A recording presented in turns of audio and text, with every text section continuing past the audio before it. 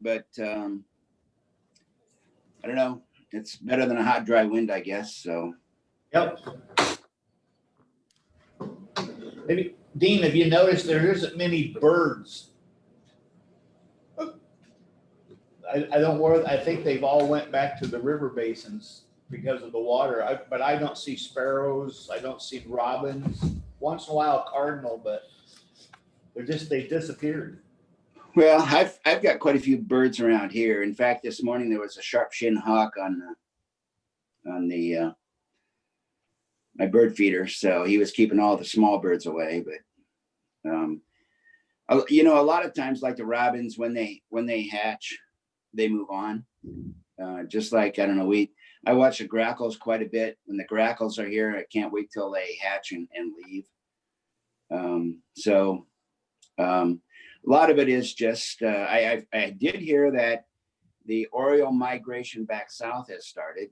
So some of those things are actually picking up, and we're probably going to see a lot of birds actually moving south a lot quicker. We haven't seen any mosquitoes either. In fact, the city stopped treating. Yeah, we have. Said that. So what's that? Because I got to work it all the way around mine. It's just like bug bites.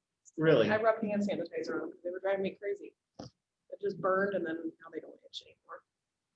But yeah, crap bit out of me. I didn't know it till I got here, and I itched my ankle, and I'm like, Why am I itching? oh. And I was itching the other one. I'm like, holy crap. There's something over there. You're right, though. I haven't noticed it Not many. much this summer, Not as really. many as normal. I think it's just dry. They don't have water, so they're finding it where they can. But yeah, you're right, Rich. I think the water thing could be an issue where there's no water around, and you know. Yeah, it was so hot. Gonna go. It was so hot, the bird bath, my wife would fill the bird bath, and 2 days later it was bone dry. Mm-hmm. And I never did see anything splashing in it. I mean, maybe the squirrels tried to get in a few times, but.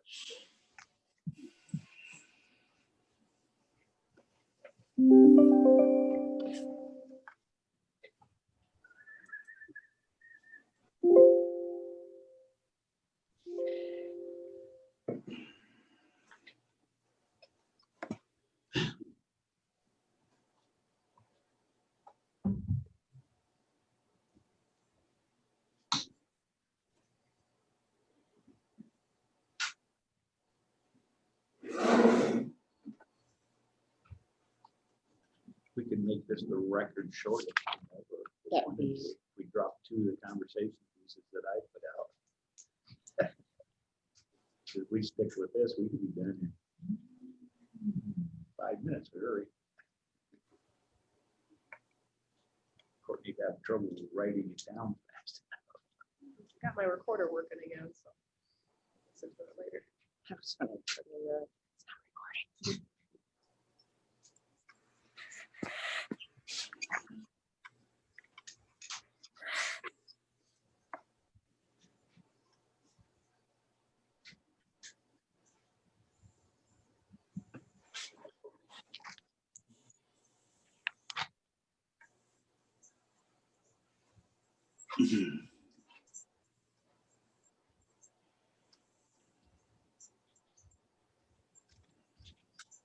Writing down all my daughter's volleyball games, and I'm thinking, I wonder if I'll keep playing. Might be a waste of time I just did.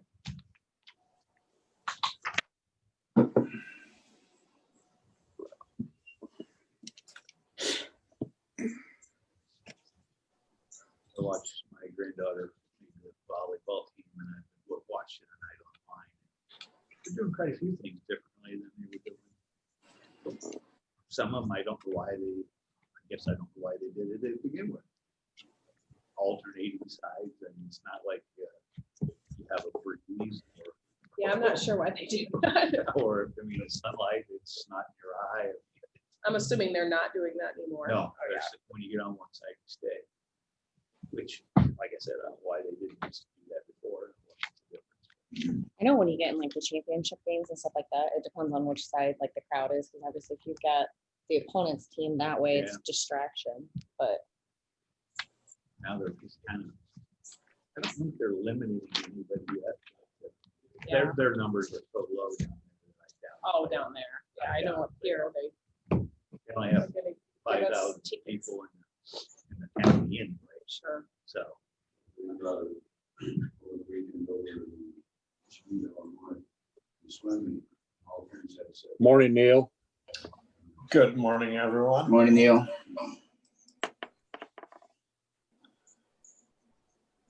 Yeah, I can see them limiting to parents online. I get that. But, to shut them clear down, that's a little tough. I'm glad the kids are getting to do what they get to do. Part of the experience is see the faces on both sides, the kids and the parents. Zach? Yes. Referring to the conversation that we had the other day, I did not hear anything from that individual, so. Okay. Yeah, nothing else. I have either.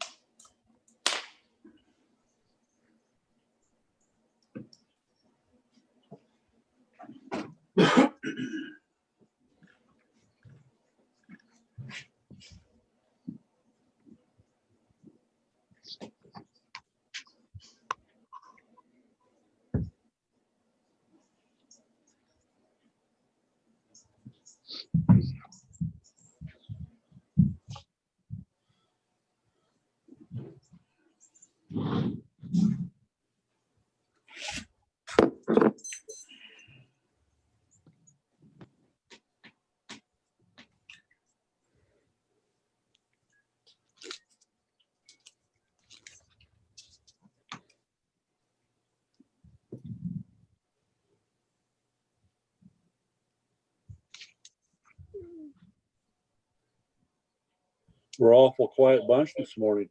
I know, everybody's just elated to be here, I guess. All right, it's 9 o'clock. We'll start off with a I pledge Allegiance to the flag of the United United States of America. and to the republic for which it Which it stands. one nation, under God, indivisible, with liberty and justice for all.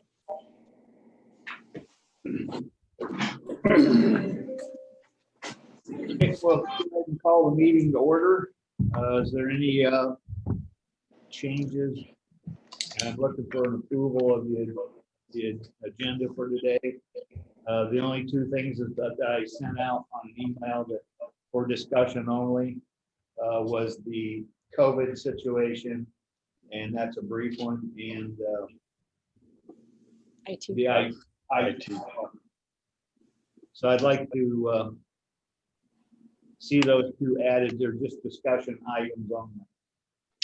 I'll move to approve the agenda with the addition of discussion on COVID-19 and an IT position. I'll second that.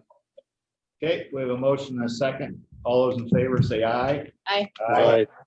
And opposed, motion carries. Okay, minutes for August 24th.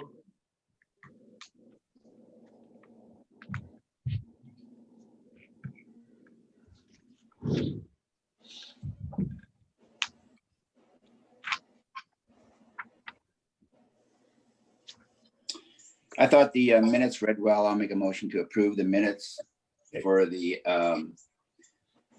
August 24th meeting. I'll second that motion. Okay, we have a motion and a second for the approval of the Monday, August 24th minutes.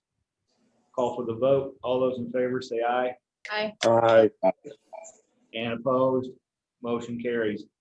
Okay, first thing up this morning is secondary roads. Zach? All right. I have two utility permits this morning. First one is West Central Iowa Rural Water. All their looking to do is put a road bore across 320th Street, just south of Dedham. It'd be Newton Township.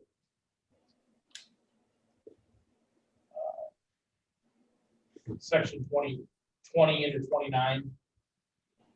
Yeah, just a 3-inch water line for a new hog building.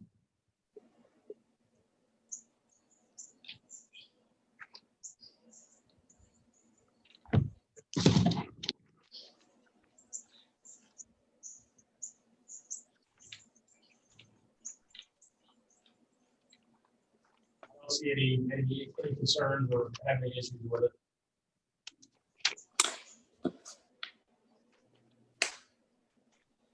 Questions? I'll go ahead and make a motion to approve the West Central Iowa Rural Water Permit. I'll second that.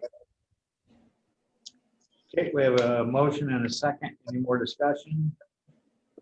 Not, I'll call for the vote.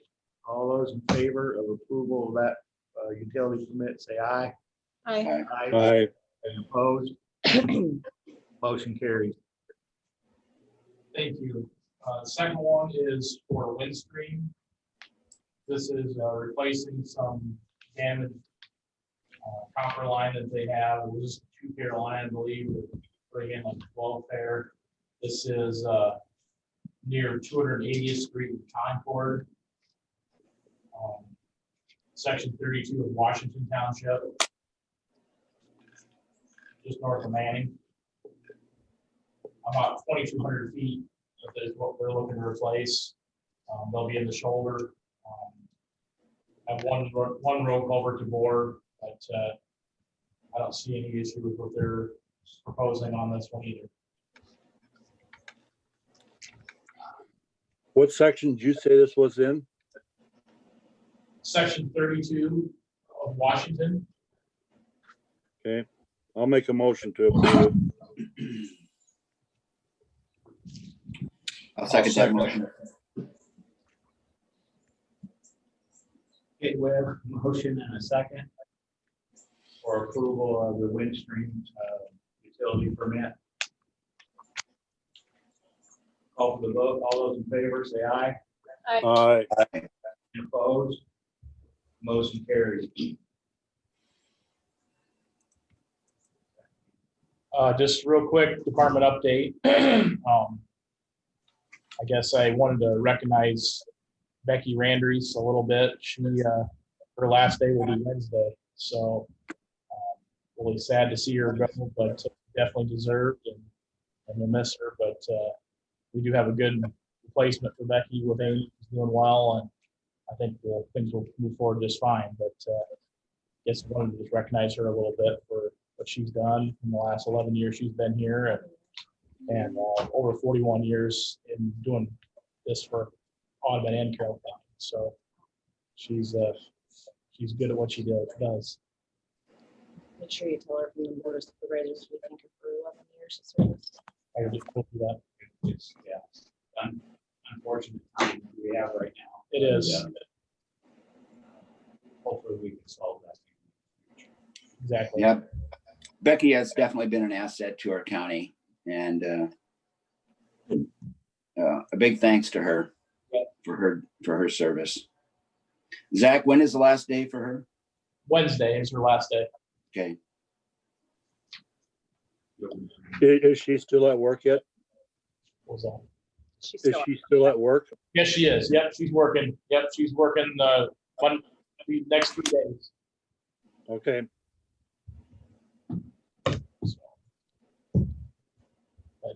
Also, we're continuing going through the process of evaluating. We had interviews for our open equipment operator position, trying to evaluate those, and going to try to move forward with that this week as well, and getting someone an offer and get someone hired on board and trained. So, but good applicants. So.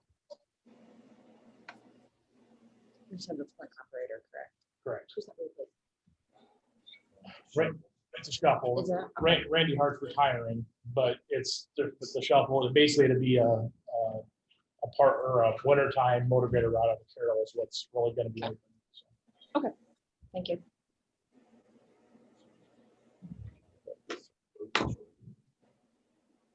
One, two, three, 4.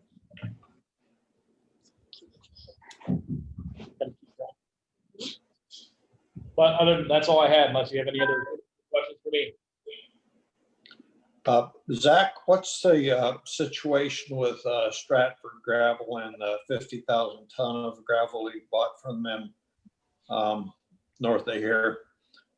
Is that processed or in the process of being processed, or? It's complete. It's done. It's processed. That'd be in the stuff in the Finley pit. That is, it's ready to go. I'll eventually we'll be getting an invoice from them for that contract that we approved here a couple weeks ago. But it is complete. They're moved out of there. It's ready for us to use as we wish. All right, fresh gravel. Yep. Well, thanks, Zach. Thank you. Thank you. Thanks, Zach. Okay, the next item up is a tax abatement. That tax abatement is for ourselves. For the property that we bought in Arcadia for the stockpile. So it was previously a taxable parcel and now needs to be exempt. But we issue taxes and this portion needs to be abated. Because obviously we don't pay taxes on this type of property. I'll make a motion that we abate the taxes. Yeah, it's pretty self-explanatory and not an issue, really. I'll second that motion. Okay. I do have a little discussion on this I'd like to ask about. Other entities, governmental entities that purchased land that was on the tax roll, they all have to wait for a particular window in order to get those taxes abated. I guess my question is why do we abate our own whenever we wish? We make them wait to that point.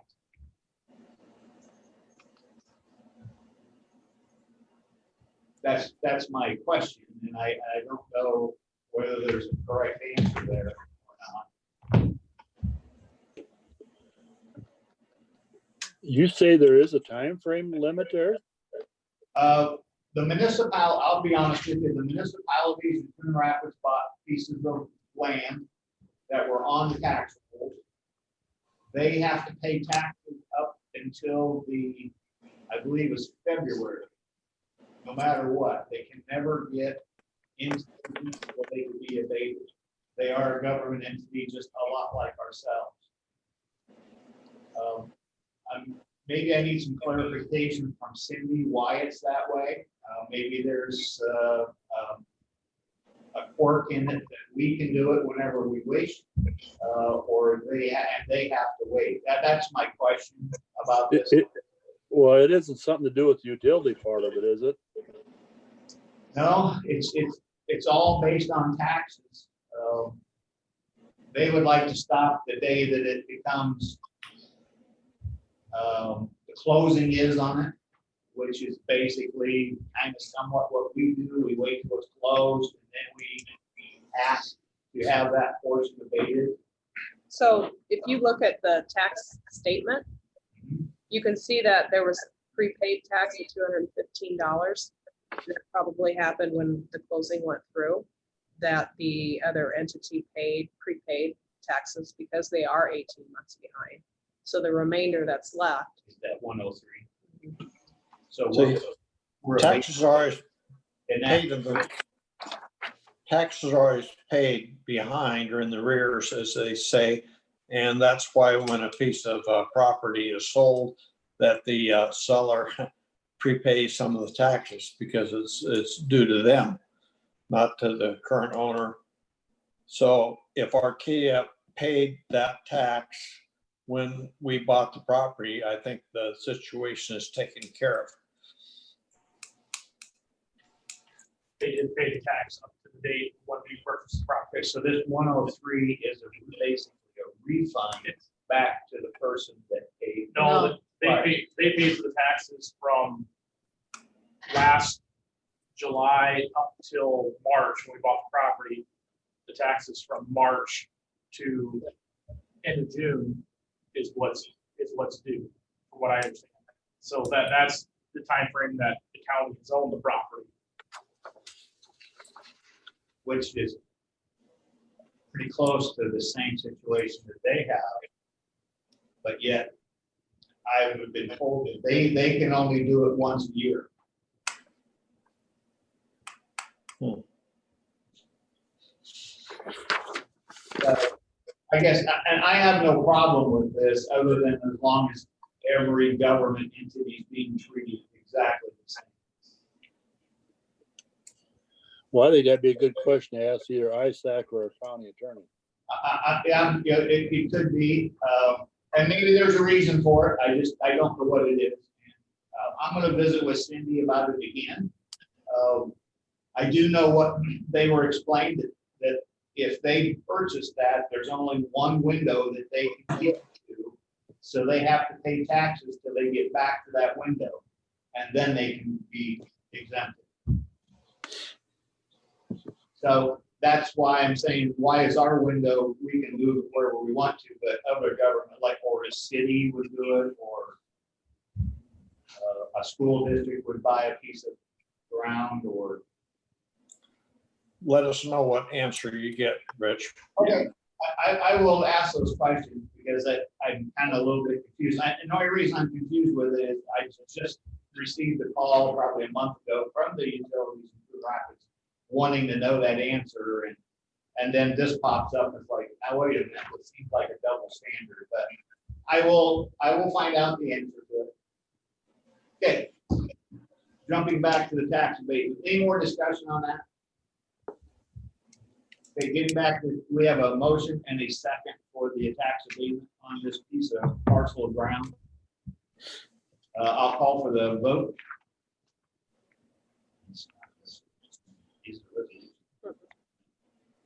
I'll call for the vote. All in favor, say aye. Aye. And opposed? Motion carries. Okay. Committee reports. Did you want to do? Oh, yes, let's do the IT discussion first. Neil and I met with Carl and Dalton Friday, and we had a discussion about the future of the IT department. As you know, our contractor has terminated his contract and has moved on. Carl's upcoming retirement will be approximately January 1st. He has some vacation and some time he needs to take off. Shortly after the first year, his official retirement will be close to January 31st. But that's going to leave Dalton on his own. And as we looked into when we hired Dalton, one of the things that the IT committee that we had come in and help us with that process had recommended that we look at a two-person full-time IT department. We kind of had that with the contractor and Carl. We were going to have to address that when Carl's retirement came. We were going to have to address that somehow at that time. This is just, it's happened sooner than we kind of anticipated. So I guess that's my topic of conversation today is, do we look for a full-time person and have Dalton go through the process of hiring someone? I'm gonna let Dalton give you some of the information that Neil and I got from Carl and him about how much we were paying before as a private contractor.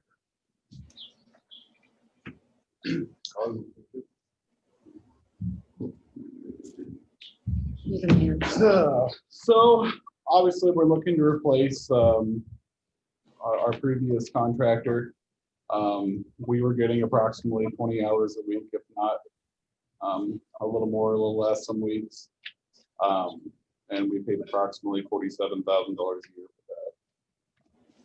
That was kind of what I came up with at the end of last year's budget.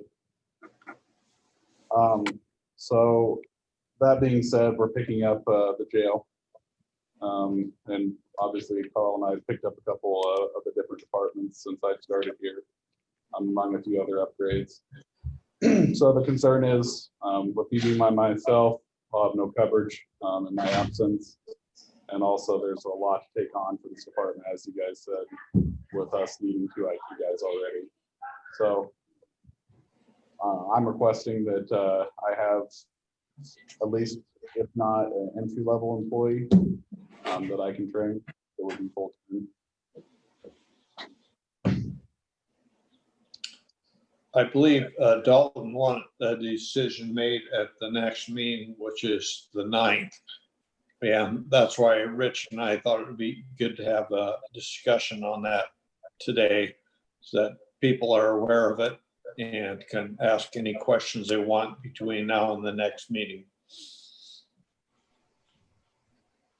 Well, one question that I came up with over the weekend, and who are you guys, is the IT department the backup for GIS? If GIS is sick or GIS is gone, No. where does that fall? She's on her own, basically. Okay, So Dalton has no training in Louis had no training in GIS. It was just me okay. for GIS, and that's kind of the way Sarah is. Is that something that's going to be a concern down the stretch? I mean, anybody susceptible for a long leave absence. And can we function without GIS for that period of time? Can we farm it out?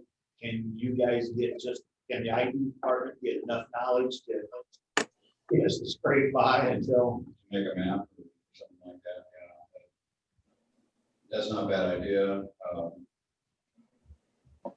911 stuff would be the most immediate type of need, but that is rarely something that has to be done, Okay. right now. Yeah. We can do any approved subdivision, approved plats. So you wouldn't have anybody approving plats, which GIS portion of that is putting them in to make sure they fit. So talking about a little bit additional training to get somebody like backup.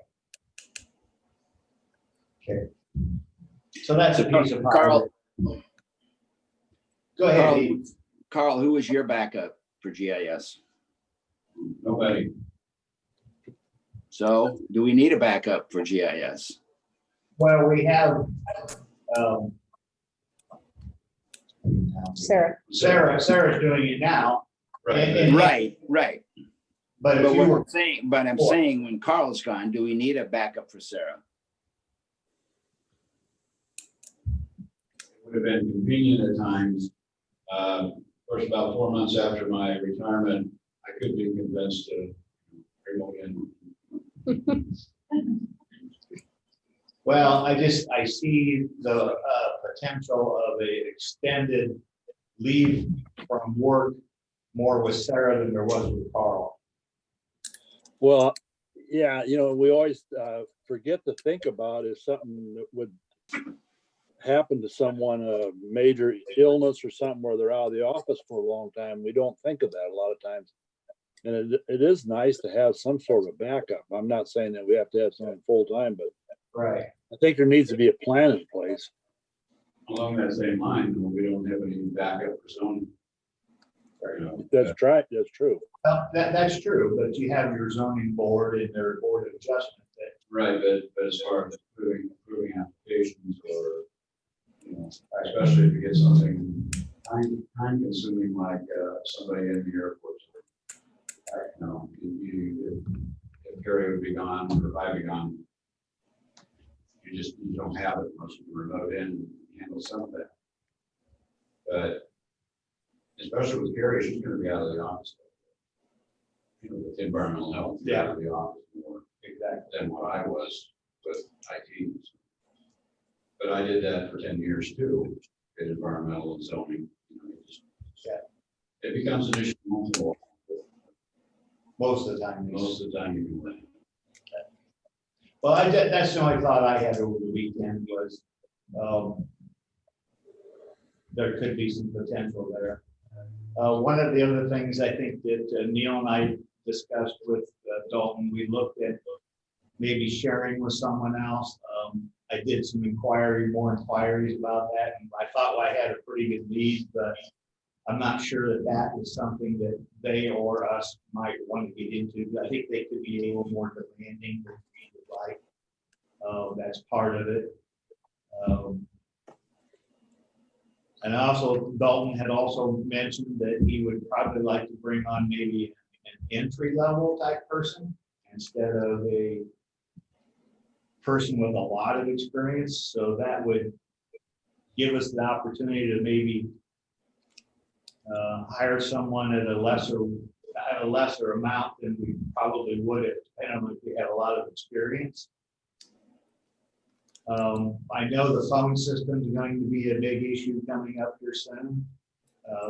Plus the phone system over there, the electronic doors. There's going to be a lot of pieces to this pie. Now, once you touch them, and you might not see them again for 4 or 5 years. So that really wouldn't warrant having someone around for that. But I just think there's getting to be enough, plus what the IT people are telling us the future is holding. I know Courtney is going to poll books, so she's going to need PCs wiped from time to time. I think I see a need for an entry-level person to follow with Dalton, and Dalton can get them headed the right direction that fits our needs, not from the outside world, but really more towards our own needs. I would support that. Well, I think that with the way the IT is today, that work is not going to get any less. The technology is going to continue moving forward. I think there's going to be a need that we're going to have more than just one person there. And I think if we get too high on that contract cost, we're better off owning that person ourselves and having our full disposal instead of being a part-time position. Because we don't know when something's going to happen. There might be a lot of times too where we probably need 2 people working on a project.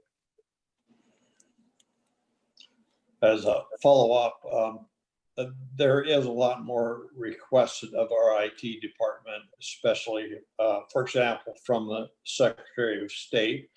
And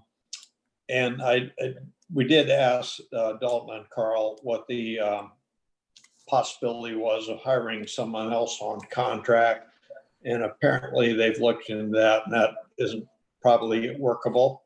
What I'd like Courtney to do is determine exactly what we did pay on our contract in the past year, and also what salary they're looking at to hire someone, and what that would cost us. And in this case, benefits would be included, just as a comparison. Not that we have to stay within those guidelines, but I think we need to know what they are, Courtney. Yeah, I guess that's kind of my comment on this is that the contracted individual we paid $47,000, but we did not pay any benefits. And going forward to pay benefits, if we're going to pay, you know, I mean, at the minimum, I would have to think that I would be for an entry level. I don't, you know, I think we're going to have to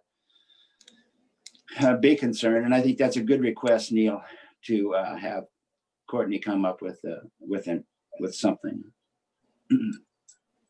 along those lines. Well, and I agree. With you going to hire somebody, you got the benefits involved in it. But I think you're going to be getting close enough there that, you know, you'll have full disposal, might be worth that extra money. Well, the benefit is, yeah, you have a 40-hour week employee instead of a 20-hour week. And then I also have somebody I can always call and talk to after hours. So that, I'm gonna be honest, my job doesn't stop at 3 o'clock. And neither does Carl's at this point. So things come up on the weekends, things come up when I don't feel like doing stuff, but I have to. So it's nice to have somebody to fall back on, because 100% of the time I can't be available. It's just not feasible. I'm just curious, Carl. Let's back this up just a little bit. So answer this, would you be able to do your full-time, I'm not excluding you, but I'm just bringing him up. Your job, everything that we've asked of you in the last 6 months, Zoom, set up all this stuff. I know Dalton, you had some of that, but would you be able to do any of that all by yourself? Let's not think about Dalton in the room right now, but all of that we've asked you, plus adding on the jail. Could you do that with all your expertise by yourself? No. You just don't have the time, and quite frankly, just having somebody to bounce ideas off of. You know, when you're sitting there trying to troubleshoot, the phone system goes down, and you have to try and figure out which switch it is or where the problem is. Western Iowa Network, you got to do all this, just trying to figure out what the system is and where the problem is. 3 heads are better than 1, 2 is better than 1, and yeah. Well, and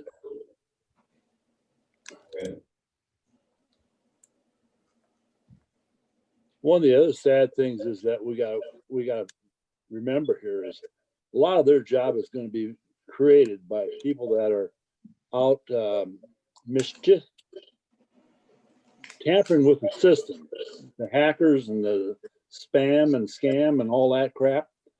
Create a lot of work for these people that wouldn't normally have to be done by it if we didn't have them people out there, and they're not getting any less.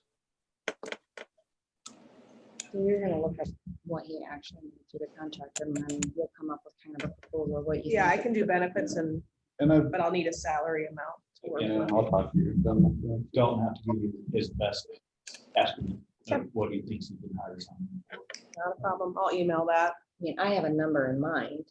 It's probably not the number you have. Courtney, you said you're going to email that. I appreciate that. Okay. Rather than just looking over at getting at the next meeting, I think an email, like you said, is a good idea. Dalton had mentioned too that he would probably email us the estimate of what he thinks he can get someone hired for at entry level. Well, Very good. That way we got some numbers to kind of. Yeah. Well, you know, for a 20-hour contract, I've been sourcing out to a few different groups. The cheapest I've found is about $110 an hour for 20 hours a week. So I don't see benefits costing us $70 an hour. I mean, even if I pay somebody that much, I mean, you know what I'm saying? So that's, especially I'm going from, if I'm gonna pay $110 an hour for somebody for 20 hours a week, when I can get somebody for 40 for a fraction of that, that's, yeah. It's no brainer for me, but That ain't happening. yeah, I know. And I need somebody more than 20 hours a week. That's what the problem. So I'm gonna be in the same situation once Carl leaves, even if I get a contract for 20 hours a week. Because all my quotes have been for 20, and they said it's really hard to get 40 because they don't have somebody that can give that much time. I mean, they don't. might as well hire your own. Exactly. Well, and there's something to be said about training somebody to work on your network. especially when they learn in your network, because then it's second nature to work on it. So, because even with my experience coming in here, I knew nothing about this network. It took me, 2 or 3 months just to be able to do anything really in depth before I understood it. So, Dalton, along with that letter or email, why don't you put some bullet points of some of the pros and cons of what your proposal is?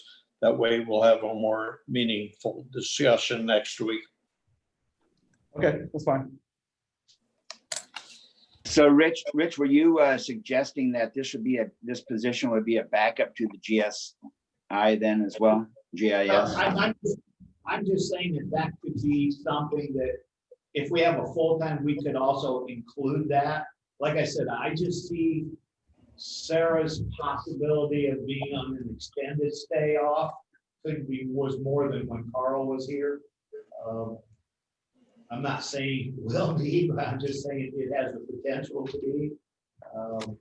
So yeah, I would kind of consider that maybe they could get the bare bones to get us by with the things that we have to get done within 30 days or 60 days. And those are the kind of things that bother me, is the 30 and 60 day being gone, not 2 weeks. Because a lot of that stuff can be put off for a couple weeks. It's when it's done a couple months, then it's okay, we need to take care of that. Probably the most immediate need in GIS is the survey approval, plat approval process, because a lot of times those don't get filed until we gotta have this done now, and in order to get it processed through everybody and back to you guys or back to the city. Everybody needs to be doing it when you get it in a day or so. Any more questions for Dalton or Carl while they're both in the room? No, I think the more information we have for next week would be better. Okay, very good. Thanks, Dalton. Thank you. Thanks, Carl. Thank you. Okay, the next thing up is the COVID situation that's going on in the county, and I think I've had a few people kind of calling me and talking to me about it. There seems to be a little anxieties out there, and I just want to kind of get some of it out on the table.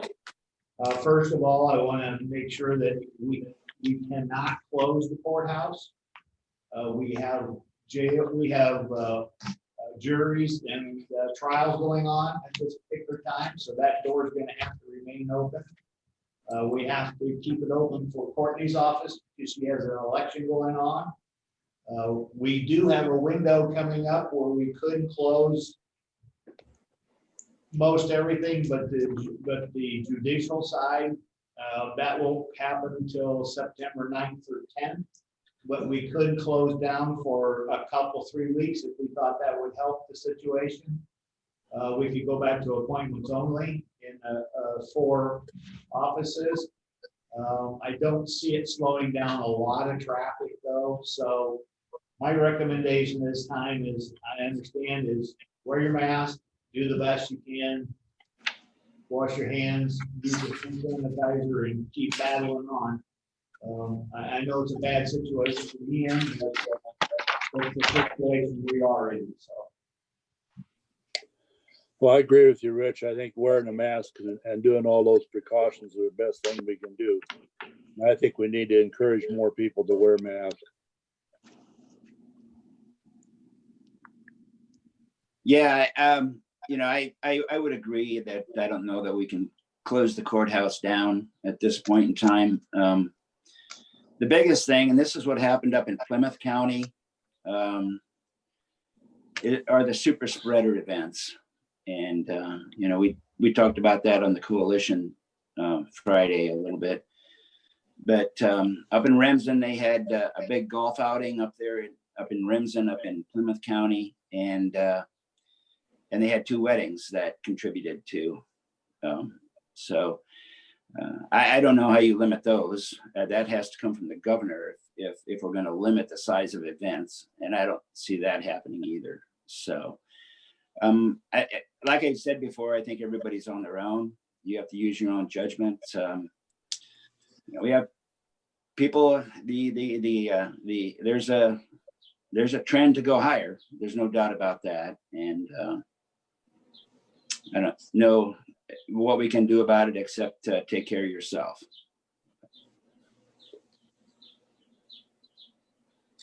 And when you take care of yourself, you basically take care of everyone else too. I just wanted that conversation out there because I had some, people are getting a little nervous about it, and I understand that. And maybe that's the driving factor we need is a little more fear inside of people about what's going on. So I just wanted to get that conversation out there. If you guys got any more input, you hear that, because some of the employees have been a little nervous about it, and I understand. Well, I think we're all nervous. I mean, that's not only just at work, but it's if you go even to the store. I mean, there's times you go to stores and there's people not taking any precautions, you know. So I think it's you're susceptible to anywhere. You don't know where it's going to happen at.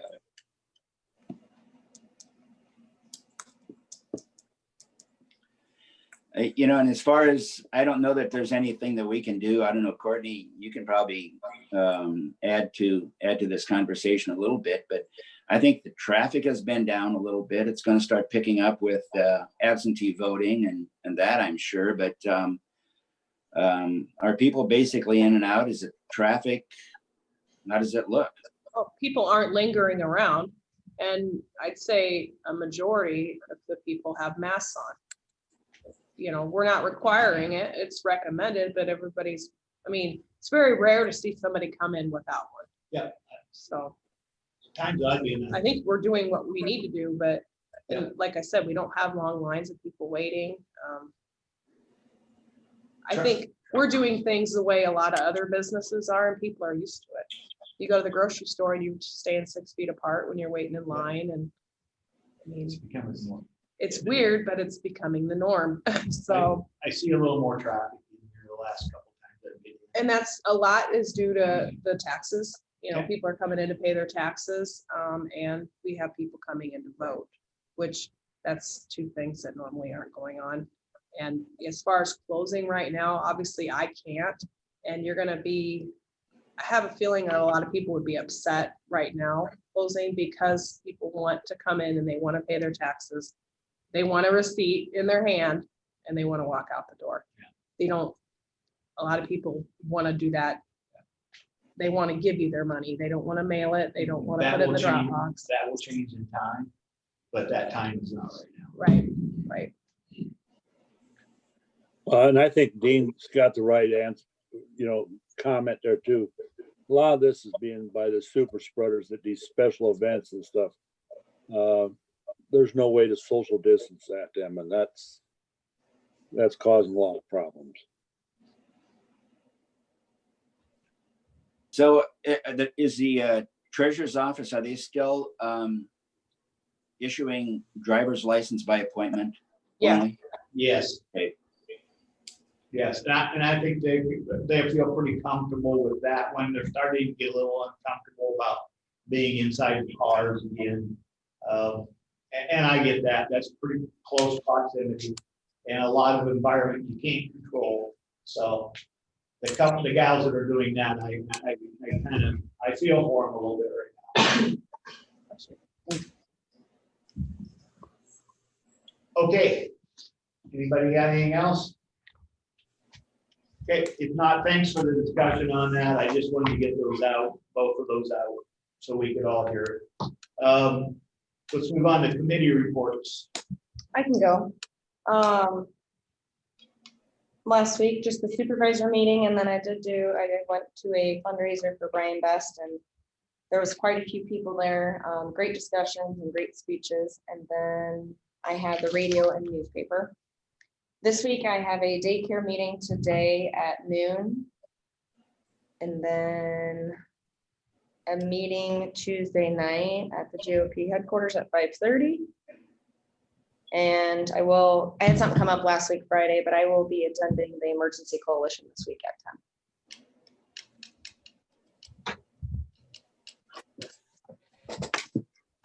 Okay, I'll go next. Mine was pretty simple. Had a lot of phone calls and about a couple different subjects. Last Friday, I attended the coalition meeting on via Zoom. And this upcoming week, looks like I have the coalition meeting in front of me on Friday. That's it.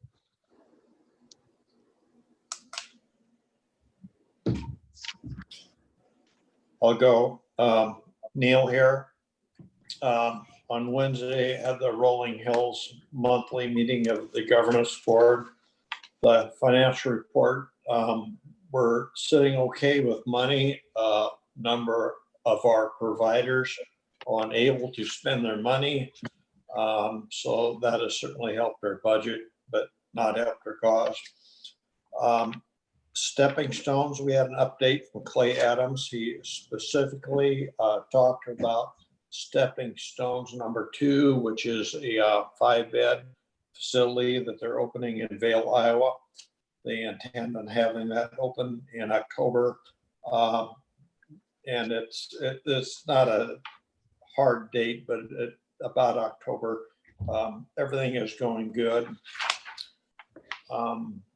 In regards to the budget, we talked a lot about the CARE Act distribution, and the CARES Act is a coronavirus aid, relief and economic security. It amounted to $9.50 per person in our district, which is 1.8 million. So we're having a lot of providers, which will be applying to get some of that money. It has to be spent by December, the end of the year. We don't know whether or not we'll have an excess of applications or a deficit of applications for the money. So we're going to initially close applications on, I believe, September 15th. And if we have money left over at that time, we'll open up applications again. But we spent a lot of time because on that CARES Act, because there are certain qualifications have to meet, it has to be things related to COVID-19 and cannot have been in their budget, et cetera, et cetera. Other business. We had Gary Bellinghausen from the Carroll Police Department had a de-escalation training he wanted to have. It's going to be, I think, October 14th at the rec center, and they're inviting several people to attend that. Sounds like a very good program. They appointed Kelly Wiedeking to the Children's Advisory Committee. And that was the main focus for our business there. On Friday morning at the second judicial district meeting, it was entirely by Zoom. There were 17 members, barely a quorum present. I think they needed 15 members to have a quorum. Amanda Milligan gave the director's report. She said that employees are working very well with the COVID situation as good as possible. The Mason City office, which opened in March, is working well. They'd like to have a meeting up there when things settle down. We got an extension on a 1-year extension on a technology grant, which we did need that extension. Also, our district, along with the other 7 judicial districts, have secured employment practices liability insurance and dropped the Attorney General's office as the provider. We've picked up Ehlers and Cooney to represent our district on employment-related claims. We only had to use them once on a simple phone call. They were very good, so hope that all works out. We appointed a bylaws 2020 review committee. I was on the committee 5 years ago when they did it. It's amazing how fast 5 years goes.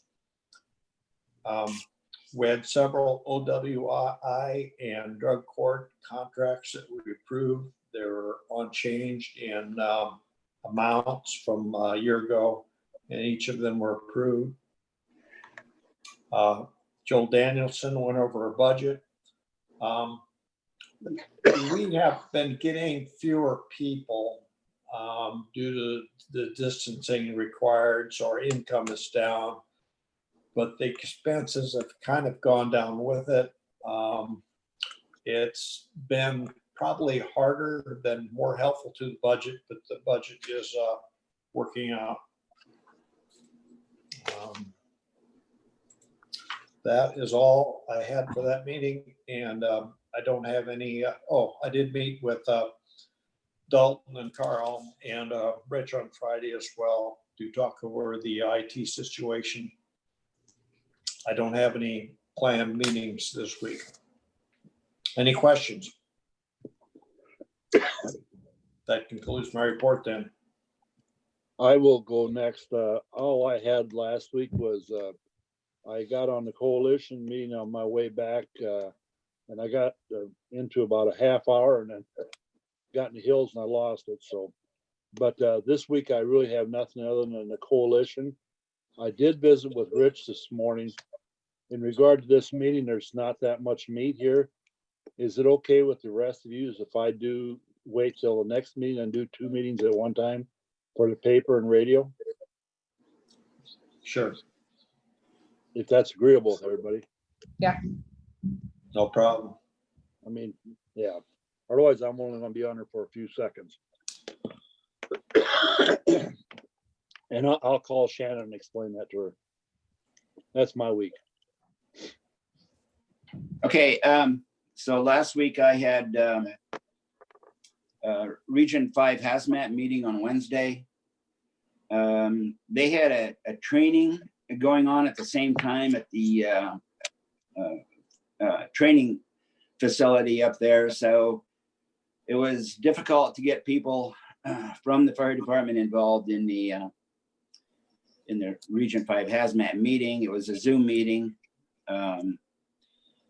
One of the biggest discussions was what we had talked about before, and this was the city of Fort Dodge's concern over workman's comp insurance, and the thing there was that the city of Fort Dodge is self-funding that insurance fund. And anytime it's used, it's really the argument from the city manager there is it comes from the Fort Dodge taxpayers. And so in reading the 2080 agreement, our county attorney had said that section should be eliminated simply because of the fact that we're contracting these services. And so it's just like we contract services with St. Anthony Regional Hospital for our public health nurse. This is a contract. We do not pay workman's comp in that situation either. So or health insurance or anything like that. The hospital takes care of that. So this is basically the same thing. I think we pulled one more. I know Calhoun County is thinking the same way as I am. And it looks like we may have pulled on a couple more counties. So we're gaining some traction there. It wasn't a big item, but it was brought up. And I'm sure that we'll probably have to address that again at some point in time. Since our last meeting, there was one incident, was a propane leak in the whole region. So there's not much activity. They've been showing the truck probably more than anything, the new truck that they have. So we also touched on the budget and some budget meetings that we'll probably have coming up.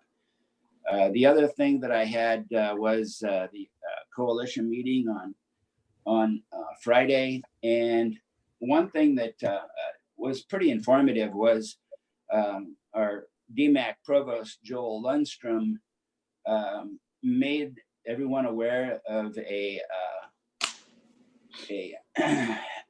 COVID-19 event risk and assessment planning tool. So if you would just Google that, Georgia Tech COVID-19 risk planning tool, or Georgia Tech COVID-19, what will come up will be a map of every county in the country. And then you got a little slide assessment thing. For right now in Carroll County, if you have an event of 50 people, if I can get it here, there's a 90, and then you go to the map and click on Carroll County. It will tell you that there's the risk level of somebody being in that event is 96%. So they're basically using all the information that they have, that the counties and the states are providing, to anyone, but they have created this risk planning tool. So, I mean, it does, if you were going to go to an event where, if it was 25 people, yeah,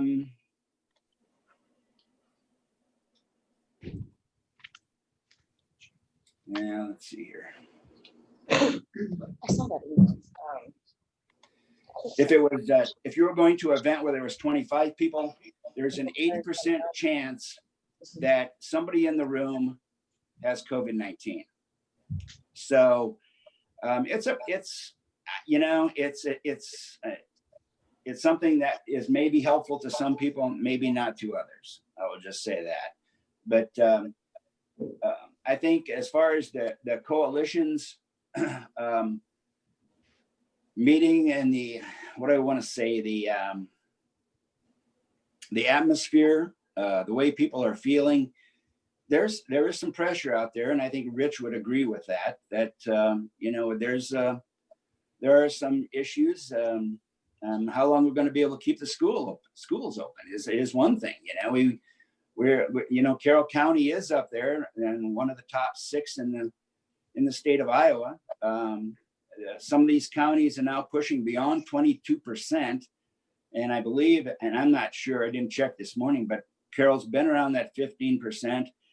If we do have that 15% and there is 10% absenteeism in the school, they're going to go to virtual learning. So once again, I don't think you can emphasize enough to do all the things that we need to do to prevent the spread, because it's not necessarily for yourself, but it's for everyone else. So this week, I don't have anything coming up except for the coalition meeting. That was my week. I do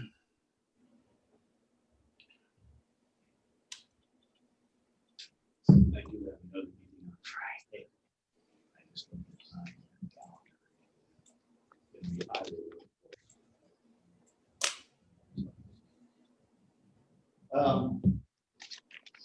Courtney, do you have any?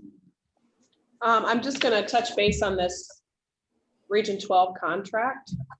So I talked to Carla, and section 6 pertained to last week. The fees? Yeah. I don't know, 7. Okay, so John Warden's still reviewing this. But the fees, I think we talked about whether those could be adjusted or if those were set. The fees are set and they're paid for with grant funding. So the county doesn't have to come up with those fees, but it's part of the grant. And that's the way she explained it. I thought it was section 6. Yeah, what I was most interested in and hearing from John was indemnification, which is Article 12. And as Dean has explained, that Region 12 is contracting with the city of Fort Dodge, and they should not be responsible for their insurance. And Carroll County is contracting with St. Anthony's, and we aren't holding them responsible, but yet in this contract, Region 12 holds us responsible, and they're our contract. So it'll be interesting to see how John responds to Article 12. Yeah, so I sent this to him last Monday, and then I hadn't heard from him and resent the email, and he said he wouldn't have an answer by today because he needed more time to look at it. So hopefully he'll get back to me this week and we can have it on next week. But A good answer, like good answer is better than a quick answer. yes, yes. And our meeting next week's Wednesday. Correct, at 9 a.m. 9 a.m. next Wednesday. Carl, any questions online? No questions. No comments? How many people are on today? Up to 8. Okay. All right, Well, if there's no other discussion, I'll go ahead and make a motion to dismiss. I'll second that. okay, we have a motion and a second for adjournment. All those in favor say aye. All right. Aye. And opposed, motion carries. Thanks, everybody. Thank you. Have a safe Have a good week.